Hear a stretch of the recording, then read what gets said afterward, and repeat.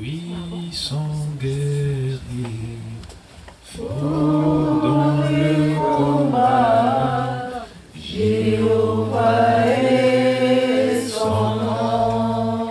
Jéhovah est son nom. Jéhovah est son nom. Jéhovah est son nom. Jéhovah est son nom. Jéhovah est son nom. Jéhovah est son nom. Jéhovah est son nom. Jéhovah est son nom. Disons puissant guerrier. Oui. Tu nous envoies cette parole. Tu as dit dans ta parole qu'il envoya sa parole et sa parole les guérit. Maintenant, guéris-nous par cette parole, Seigneur. Guéris notre corps qui est malade maintenant et accorde-nous la guérison, la santé. Guéris-nous spirituellement, Seigneur. Guéris-nous moralement. Guéris nos familles, Seigneur. Guéris tout ce qui est malade dans nos vies par ta parole puissante. Au nom de Jésus, nous avons prié. Et nous disons Amen. Amen. Dis Amen plus fort. Amen. Avant de t'asseoir, salue 5 personnes avec un grand sourire.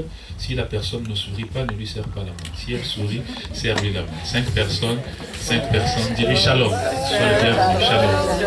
Un grand sourire. Surveille si elle sourit. Si elle ne sourit pas, ce n'est pas la peine. On acclame pour le Seigneur Jésus. Pouvez vous asseoir. Asseyez-vous confortablement, s'il vous plaît. Asseyez-vous. Alors, on n'en a pas pour longtemps, on va prendre une parole. C'est la première fois première partie aujourd'hui, et la prochaine partie, ça sera dimanche prochain. Nous sommes en train de vouloir savoir comment avancer. Comment est-ce que ta famille peut avancer malgré les obstacles? Comment avancer? Dis après moi, comment avancer? Comment avancer? Je ne t'entends pas. Comment avancer? Comment avancer? Comment ma famille peut avancer? Comment ma famille peut avancer au milieu des obstacles? Au milieu des obstacles. Alors c'est un thème on prend juste la première partie, on ne sera pas lent aujourd'hui et on va continuer le dimanche prochain. Et je vois ta famille avancer cette année dans le nom de Jésus. Amen. Quand je déclare des paroles de bénédiction dans ta vie, tu dois répondre Amen. Amen. Je vois ta famille avancer au nom de Jésus. Amen. Alors comment donc ma famille peut avancer? Comment moi-même je peux avancer? Le premier point, c'est aller dans les profondeurs. Dis après moi, aller dans les profondeurs. Aller dans les profondeurs. Ah oui. Ça veut dire quoi? Ça veut dire que dans ta marche avec Dieu, tu dois t'engager dans ta marche avec Dieu. Si tu me suis dit Amen plus fort. Dans tous les domaines de ta vie, lorsque tu ne t'engages pas, il n'y aura pas de résultats. Dans tous les domaines. Ça peut être même dans les études, par exemple. Je prends un exemple dans les études. Quand l'élève, lorsque l'enfant n'est pas engagé, est-ce qu'il peut réussir? Non. Il ne fait pas ses devoirs, il ne révise pas ses... Dans tous les domaines de la vie, quand tu ne t'engages pas, il n'y aura pas de résultat. Si tu me suis dit Amen, s'il te plaît. Je prends encore un autre exemple d'un enfant ou bien d'un jeune qui apprend un métier. Quand il apprend, par exemple, je ne sais pas, la menuiserie, la conduite et tout le reste, s'il n'est pas engagé, il ne connaîtra jamais ce travail. Si tu me suis dit Amen plus fort. Et spirituellement, c'est la même chose. Dans ta communion avec Dieu, si tu n'es pas engagé, tu n'auras pas de résultats. C'est pour ça que je dis aller dans les profondeurs. Aller dans les profondeurs. Si tu n'es pas engagé, tu n'auras pas de résultats. Tu n'auras pas de résultats. Si tu cherches Dieu à la surface, tu auras aussi un Dieu qui est seulement à la surface. Si tu cherches Dieu superficiellement, tu auras seulement un Dieu superficiellement. Mais si tu t'engages à chercher le Seigneur sérieusement, mais tu verras la gloire de Dieu. Amen. Cette année, tu verras la gloire de Dieu. Amen. Je n'entends pas ton Amen. Amen. Dis à ton voisin, engage-toi dans le Seigneur. Engage-toi dans le Seigneur. Tu dois t'engager. Luc 5, verset 4. Si tu n'es pas engagé, tu n'auras pas de résultats. Mais pasteur, moi, ça fait longtemps que je prie, je n'ai pas de résultats. Mais le problème, c'est, est-ce que tu es engagé? Est-ce que tu es vraiment engagé? Luc combien? 5. Verset combien? 4. Luc chapitre 5, verset 4. Je lis et tu relis juste après moi. Je lis, tu relis juste après moi.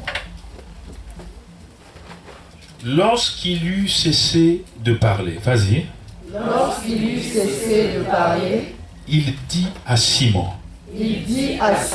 avance, en pleine eau. Est-ce que tu retiens bien cette phrase-là? Amen. Tu sais ce que ça veut dire en pleine eau? Dans les profondeurs. Continuons. Et jetez vos filets, pour pêcher. Pierre avait besoin d'avoir une grande pêche. Dieu lui a dit, mais c'est très bien, c'est bien d'avoir un désir, mais il faut que tu ailles en pleine eau, il faut que tu ailles dans les profondeurs. Si tu me suis dit amen, s'il te plaît. Amen. Les gros poissons, on ne les trouve pas au bord de la rivière ni au bord de la mer. Vrai ou faux? Vrai. Ah oui. Les gros poissons, là, tu ne les trouveras pas au bord. Si tu veux avoir les gros poissons, il faut que tu ailles dans les profondeurs. Spirituellement, c'est le même principe. Si tu veux voir des grandes bénédictions, il faut que tu ailles dans les profondeurs. Amen. Je n'entends pas ton amen. Amen. Il faut que tu ailles dans les profondeurs. Tu veux voir des grandes choses dans tes affaires, tu veux voir des grandes choses dans ta santé, tu veux voir des grandes choses dans ton mariage, mais tu es à la surface, tu es à la bordure. Tu ne pourras pas. Hein, qui connaît les gros poissons qu'on mange? Moi, je ne connais pas beaucoup de poissons. Qui connaît un gros poisson? Un gros. Pas la baleine, bien sûr, ni le requin. Le capitaine. Est-ce qu'on peut trouver le capitaine au bord de l'eau comme ça? Mais c'est comme ça que nous nous comportons avec le Seigneur. Seigneur, je veux des grandes bénédictions cette année, mais tu es au même niveau spirituel. Tu es seulement à la bordure de ta communion avec Dieu. Mais cette année, les choses vont changer au nom de Jésus. Les choses vont changer au nom de Jésus. Il faut que tu t'engages. Il faut que tu t'engages. Il faut que tu sois sérieux avec le Seigneur. Dis à ton voisin, sois sérieux avec le Seigneur. Quand tu es sérieux avec le Seigneur sera sérieux avec toi pour te bénir. Il y a l'un de mes amis pasteurs avec qui on a fait la formation pastorale en 2003. On est parti à l'école des pasteurs ensemble. Mais lui, à l'époque, il avait vraiment besoin que le Seigneur le visite. Tu sais ce qu'il a fait? Il n'avait pas d'argent pour payer le billet parce qu'on partait étudier dans un autre pays à l'école pastorale. Il a vendu tout ce qu'il avait dans sa maison. Si tu me suis dit amen, plus clair. Amen. Il était encore en Afrique, il a vendu tout, et les canapés, les télévisions et tout. Pourquoi? Parce qu'il avait besoin de la connaissance. Il avait besoin de la connaissance. Il voulait participer à cette formation. Il voulait aller dans les profondeurs avec le Seigneur. Ça, c'était en 2003, nous sommes en 2017, mais Dieu l'a béni. Amen. Maintenant que je te parle, il est établi en Angleterre. Lui et ses 6 enfants. Si tu me suis dit amen. Amen. Il passait par Paris, on s'est vu à l'aéroport. Mais ce n'est pas par hasard, ce n'est pas la chance. C'est pas la chance. Tu vois quelqu'un qui a vendu, qui a vendu. Et juste après ça, c'est pas qu'il avait l'espoir d'avoir encore quelque chose. Hein. Il a vendu, il est parti apprendre, pour apprendre ce que c'est, pour chercher la face de Dieu. Et à partir de là, les portes se sont ouvertes. Amen. Des fois, on n'a pas des grandes bénédictions parce qu'on est encore à la surface de notre communion avec le Seigneur. Lève ta main droite. Dis après moi, Seigneur Jésus. Seigneur Jésus. Fais cette confession avec foi à haute voix. Seigneur Jésus. Seigneur Jésus. À partir de cette année. À partir de cette année. Je veux te chercher. Je veux te chercher. Je veux te servir. Je veux te servir. Je veux être sérieux avec toi. Au nom de Jésus-Christ. Au nom de Jésus. Dis amen. Amen. Est-ce que tu peux acclamer pour le Seigneur? Quels sont les ennemis de la profondeur? Quels sont les ennemis de la profondeur? Qu'est-ce qui m'empêche d'aller plus loin avec le Seigneur, d'être sérieux? Le premier ennemi de la profondeur, c'est ne pas créer du temps pour ta communion avec le Seigneur. Ne pas créer du temps. Ça, c'est le premier ennemi. Ne pas créer du temps pour ta communion avec le Seigneur. Ne pas créer du temps. Ne pas créer du temps. Tu me diras, pasteur, mais cette année, j'aimerais bien aller dans les profondeurs avec le Seigneur. J'aimerais bien être sérieux. La première chose que tu dois faire, c'est de créer du temps pour la communion avec ton Dieu. Dis amen si tu me suis. Amen. Mais tu n'as pas le temps pour lui. Tu as le temps pour tout. Tu as le temps pour tout. Tu as le temps pour travailler. Tu as le temps pour les enfants. Tu as le temps pour ceci. Tu as le temps pour cela. Mais tu n'as pas le temps pour communier avec ton Dieu. Comment veux-tu que le Seigneur, qu'il te visite? Comment veux-tu? Tu n'as pas le temps pour lui. Pour tout ce qui est important, il y a toujours du temps pour ce qui est important. Matthieu 13, verset 25. Matthieu, verset combien? 25. Crée du temps pour le Seigneur. Tu as le temps pour tout sauf pour le Seigneur. Tant que tu n'auras pas du temps pour le Seigneur, sache que tu es toujours à la surface. Là. Tu auras juste de petites bénédictions de temps en temps. Tu sais, à la surface, il y a des petits poissons. Hein? Quels sont les petits poissons? Toi qui connais. Les frétins. Voilà. Tu auras des frétins et quoi encore? Et la sardine, tu auras, voilà, de temps en temps. C'est comme ça que tu seras aussi avec le Seigneur. De temps en temps, tu auras des petites bénédictions qui viendront quand même. Mais c'est pas ça. Alors que Dieu a préparé des grandes choses pour toi. Je prophétise dans ta vie, tout ce que le Seigneur a préparé pour toi cette année, tu l'auras au nom de Jésus. Amen. Dis Amen plus fort que ça. Amen. Matthieu combien? Verset 25. Je lis comme tout à l'heure et tu relis après moi. Mais pendant que les gens dormaient, son ennemi vint, sema de l'ivraie parmi le blé et s'en alla. Tu as suivi la lecture? L'ennemi est venu à quel moment? Pendant qu'il dormait.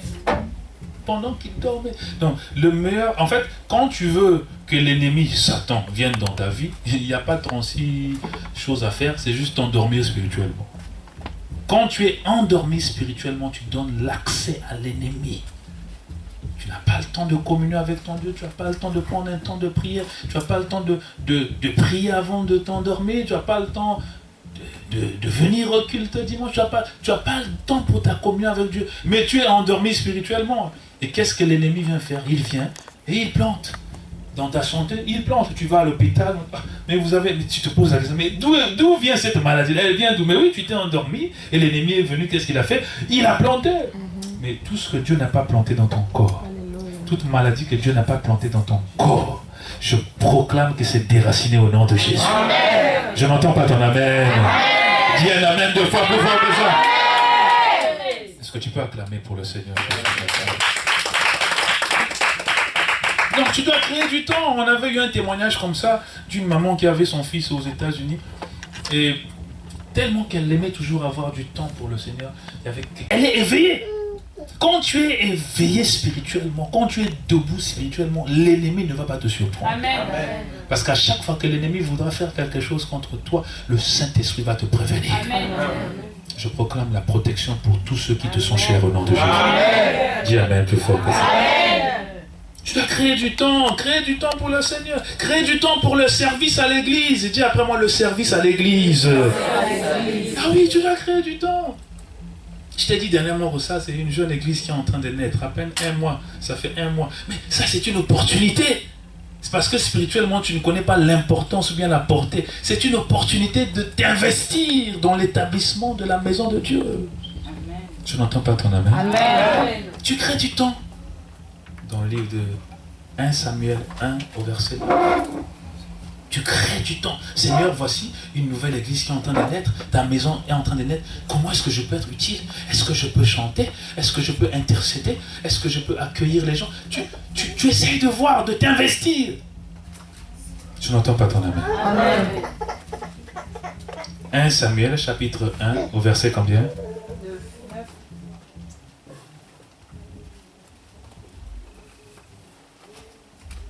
La Bible dit, Anne se leva. Relis après moi. Anne se leva. Après que l'on eut mangé. Et bu à Silo. Le sacrificateur Élie. Vas-y. Le sacrificateur Élie était assis sur un siège. Près de l'un des poteaux. Du temple de l'Éternel. L'amertume dans l'âme, le verset 10. Elle pria l'Éternel et versa des pleurs. Elle était dans le temple, elle était dans la maison de Dieu, elle servait le Seigneur, quels que soient les défis. Regarde, le fait que tu aies des problèmes et que tu ne dois pas servir, ça c'est l'évangile du diable. Dis Amen plus fort. Amen. Quand le diable te dit, mais toi-même tu as des problèmes, tu vas servir, ça c'est l'évangile du diable. Au contraire, quand tu as des défis, quand tu as des problèmes, c'est la meilleure opportunité pour toi pour servir. Je n'entends pas ton amen. Parce que quand tu sers le Seigneur va te servir aussi. Et il va se rassurer que tu sois en bonne santé. C'est ce que je disais dernièrement. Dernièrement, j'avais dit que